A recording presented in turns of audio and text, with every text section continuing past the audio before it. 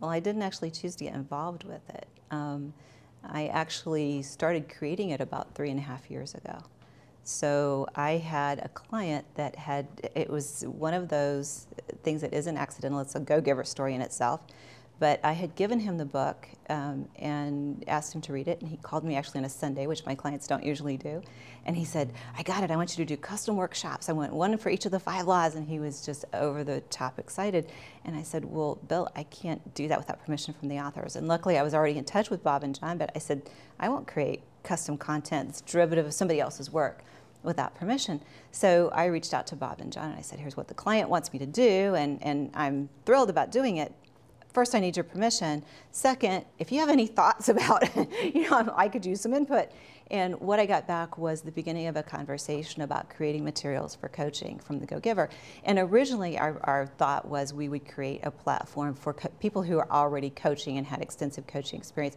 And we've since really developed materials for speakers, for trainers, for consultants. It's not just a coaching program, although it's known as the Go-Giver Coaching Program. So it's been a long time in the making. So I didn't choose an existing program. I actually started at the creation point.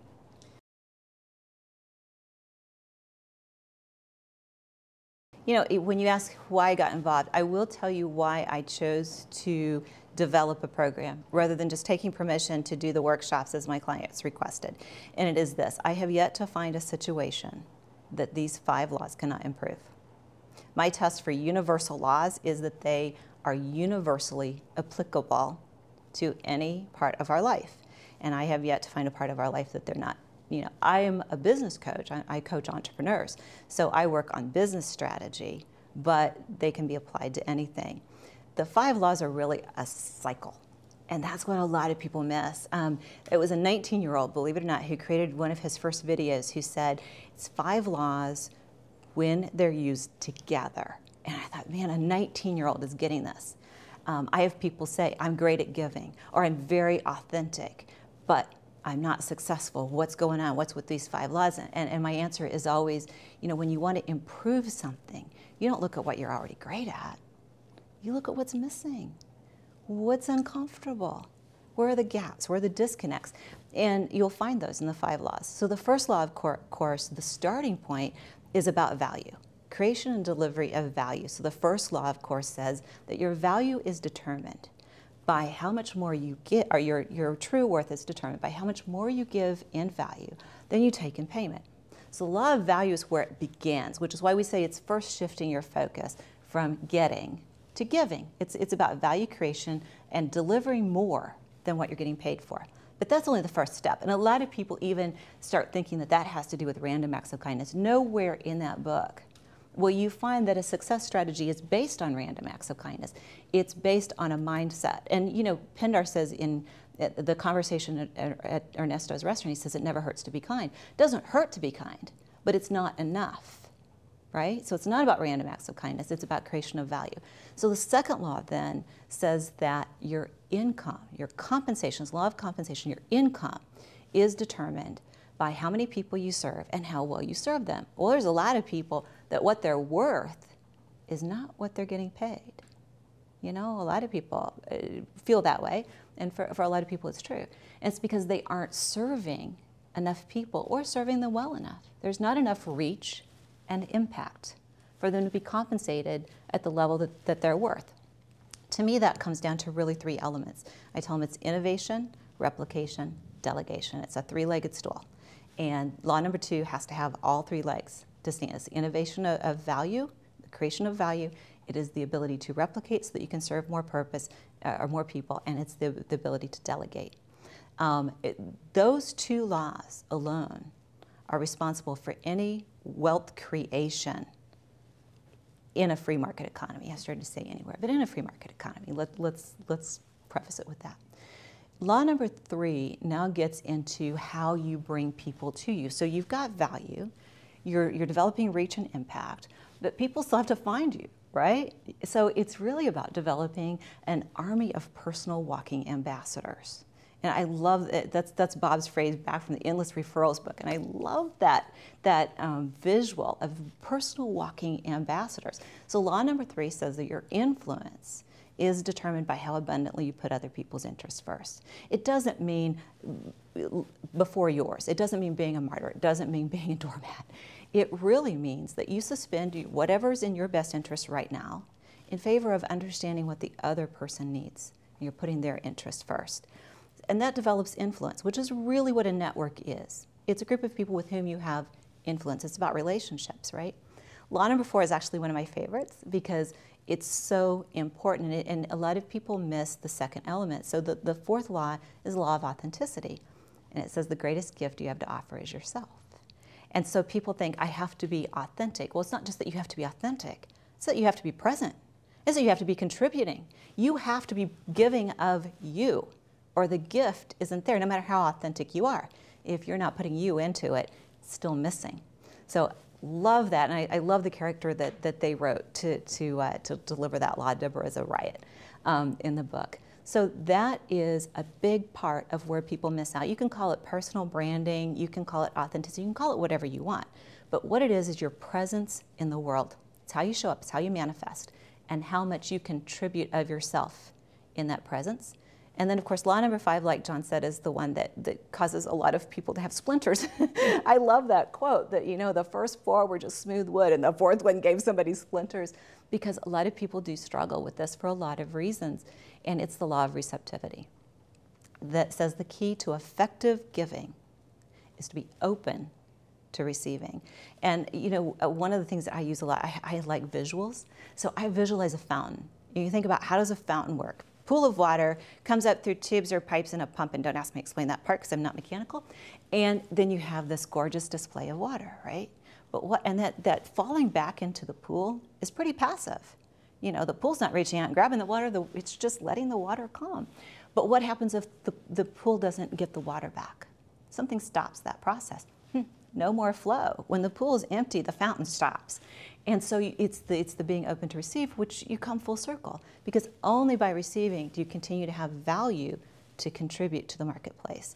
So it's truly, you know, I say marketplace because my focus is very much the entrepreneur and business, but I've had people that, especially entrepreneurs, for whom there's not a lot of demarcation between life and business, you know, it's all life, that it improves their relationships, it improves their parenting skills, it improves their community building. It's truly something that applies to every aspect.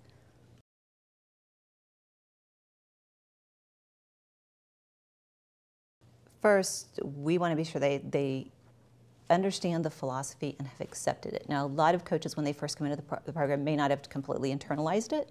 That's part of what they do during a certification process. And that's part of the process, is to take an external philosophy and internalize it as your own mindset. But first, they have to have the desire to have that mindset and to show that it works in the world. So that's the first reason they would choose it, is because it's appealing to them, it's attractive to them. It's not a business decision first, it's a personal decision first. If they have that attraction to those laws, and they want to be part of bringing that into the world and using those laws to benefit other people, they would choose it, one, because, you know, Bob is completely committed to it. He's not a front man for it, he's not the face of a brand. He's a living, walking example of those 5 laws. Those came right out of you know, his and John's heart space and their heads both. So you're part of a program where the person who's teaching, and we do Monday calls every Monday.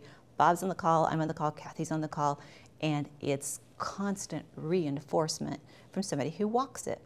So he's very involved, he's very responsive, and I think that's a big part of it. I like the fact that it's universal. You know, so many programs they're very applicable maybe to a corporate environment, or they're very appropriate for child raising, or they're different areas they're appropriate for, but maybe not completely universal. Some are very appropriate for people who are struggling, people who are in crisis, people who are, you know, there's a certain aspect of their life they want to change, but it's not necessarily appropriate for everyone. These laws could improve any situation, so it's something that our coaches have a wide choice of specialties. It's also something that we teach them to speak, to train, and to coach, or to consult. And we can get into the difference between coaching and consulting. That's, a lot, very subjective. But you don't have to want to be a coach. If you want to be a speaker, there's a platform for that. If you want to be a corporate trainer, there's a platform for that. If you want to be a coach, there's a platform for that. So it's very malleable to somebody's personal skills and gifts, as well as very blendable into their existing business.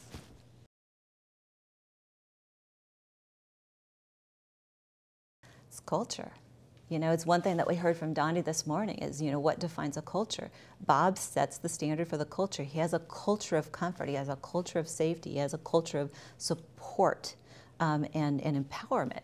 And when you have that, where does that come from? A sense of belonging. So those things come when you have a sense of belonging. And that's what we breed. That's who Bob attracts. Ooh, those are two trigger words. And I don't coach a lot of teams anymore. I kind of like to live on my own terms. So I'll do workshops for teams and stuff like that. But my one-on-one coaching is strictly, if you're paying, I'll coach. But I don't coach somebody else for a company anymore. But when I did, one of the things that I constantly came back to is if you're accountable, it means it's your job to make sure it got done and it got done right. It's not necessarily your job to do it. It's not your responsibility, but you're accountable for the outcome. And if the outcome isn't what we agreed it would be, you're the person I'm going to come back to.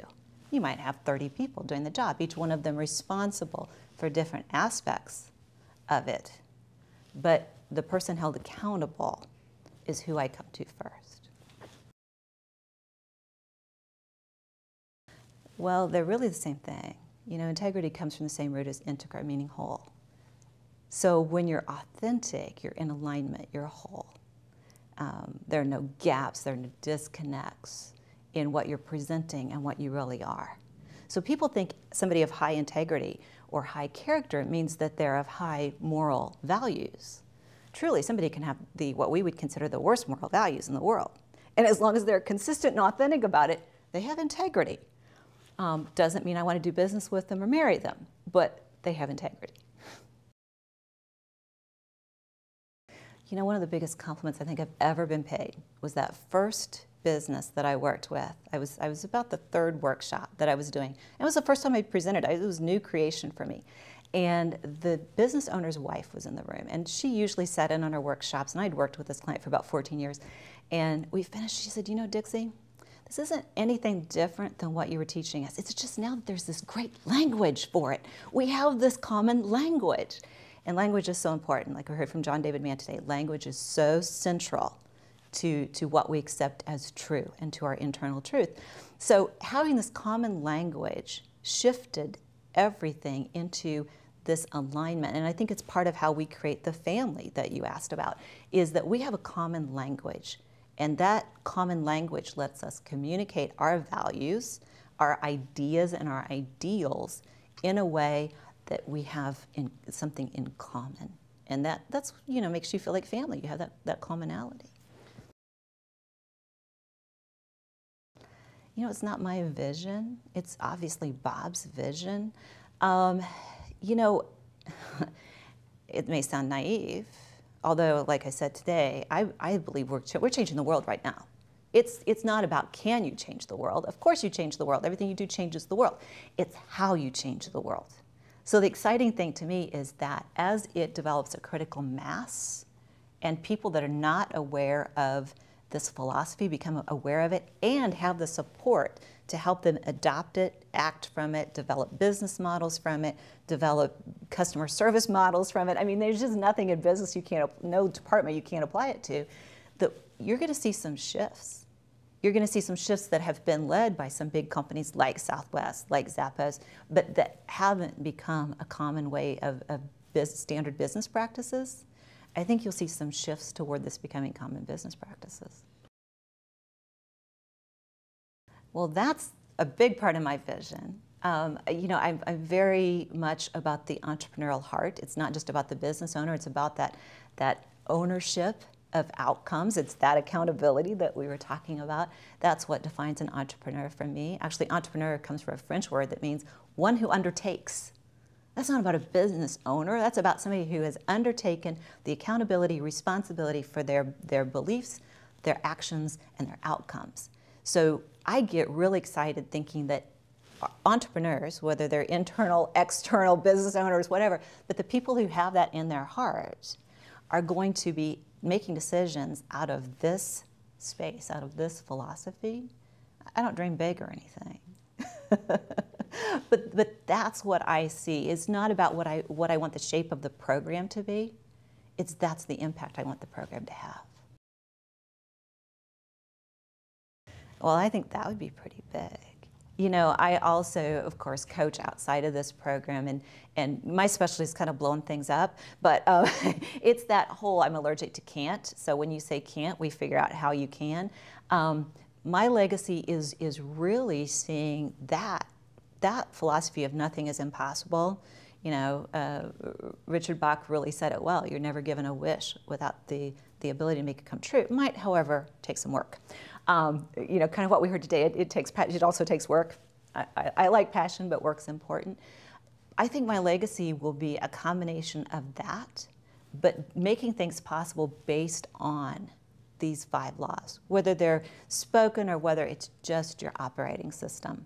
You know, if these principles become an operating system for any number of people, it's going to have a lot of impact.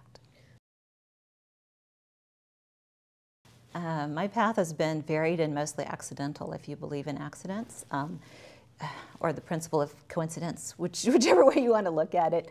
I actually, and you'll find that a little bit of the story actually in Go Giver Sell More. I was working for an accounting firm that was not a match. They didn't operate by Go Giver principles, and I had this, I don't know what I'd call it, eternal optimist, Pollyanna, I don't know. I had this little game. I wanted everybody to smile. That was my thing. I could make anybody smile. And so that story is actually in Go Giver Sell More, believe it or not, under emotional maturity. And I was maybe 23 at the time. But after I left there, I went to work for a dentist who really mentored me. He was the first person to take an interest in my professional development, gave me a lot of opportunities. From there, I went to a nationwide consulting firm that specialized in medical dental, started doing organizational development and management consulting, got into the personal development side. We didn't have a profession called coaching back then. Nobody talked about somebody being a coach. You were in organizational development with an interest in personal development. And from there, branched away from the medical dental, started doing consulting, coaching with small businesses. Realized the consulting part wasn't my true joy. It was the personal development. And by that time, they actually had these things called coaches. So, so I was like, oh, maybe that's what I've been doing all along. But that's really become my primary interest. So I was coaching small businesses when I encountered Bob and John in the books. So the one thing I would tell people, yes, do this, is trust your higher self. You know, everybody has a voice that whispers truth. Everybody has it. A lot of people don't listen to it because sometimes it says things that are really, really scary. So we kind of don't want to hear what it says. But the one thing I would tell everybody is there's always a voice that's telling you your higher truth. And you got to hear it. You got to trust it. And that's, you know, people said I was crazy spending 3 years developing a program that hadn't come to fruition yet. Yeah, when you've got your own coaching platform and you need to be focused on your own brand and you need to, I was crazy. I listened to my little voice and it told me my truth. You know, I always tell people that everything goes from fantasy to dream to vision to plan. People confuse vision with a dream, and sometimes they confuse fantasy with a dream too. You know, fantasy would be like if I said, I want to be a knight at King Arthur's Round Table. That's not going to happen. That's not a vision, and it's not even a dream. I better not be dreaming about that, right? Because it's not going to happen. If I said, what were the knights at King Arthur's Round Table? Well, they went out and set things to rights, and they made sure that there was justice in the world, right? I can do that. That's a dream. But until I have a vision of what that actually looks like at its core, not all the peripheral stuff, but what does it really mean? So vision means I know first what it means to me. I know what it looks like to me. I know how it serves me. And from that, I know how it's going to impact the world. I know what the outcome is going to look like. Now, you don't have all the details, but at its core, you know that. And from that, you can develop a plan. The plan will change, the vision may even change. But it's all about what does it result, what's the outcome for me, and then what's the outcome for everybody else. Oh, I have so many, you know, for years I said I was not a writer. I insisted, I'm not a writer. I have very high standards for writers. You know, a couple of my favorites, John David Mann is definitely one of my favorites. I absolutely, you know, if I could only tell a story like Richard Bach, right? That's not my style. Jonathan Livingston Seagull is spare, it's beautiful, and it's not my style. So I'm not a writer. I have finished one, I'm under contract to write another one, and I have about 4 more in outline form. So my biggest vision right now is to realize that while I love working one-on-one, I love engaging people one-on-one, I love seeing the results happen, because part of my vision is results, right? So I love seeing that happen, that I've got to let go of being able to see the result, and that's why you write. So I always say, you know, the rock doesn't see the ripples. Think about that. The rock enters the pool, ripples start happening, the rock's on its way to the, you know, on its destination, it's on its path. It doesn't realize that those ripples spread and spread and spread. And that's kind of how books are. So some people come to you, as you've seen during this event, people come to the authors, they say, oh my gosh, you changed my life, you changed my attitude, you changed my outlook. You only get a small percentage of the ripples as an author. But my vision of action right now is to let that be okay so that I can write and I can still feel the ripples even if I can't see them. Don't be afraid. You know, we're afraid of so many things. We're afraid of not giving. We're afraid of being a sucker. We're afraid of being taken advantage of. We're afraid of failing. We're afraid of looking stupid. We're afraid of having a bad hair day. Hello, look at mine. It's Florida weather. I know it's frizzy. You don't have to tell me. We're so afraid of big things and little things.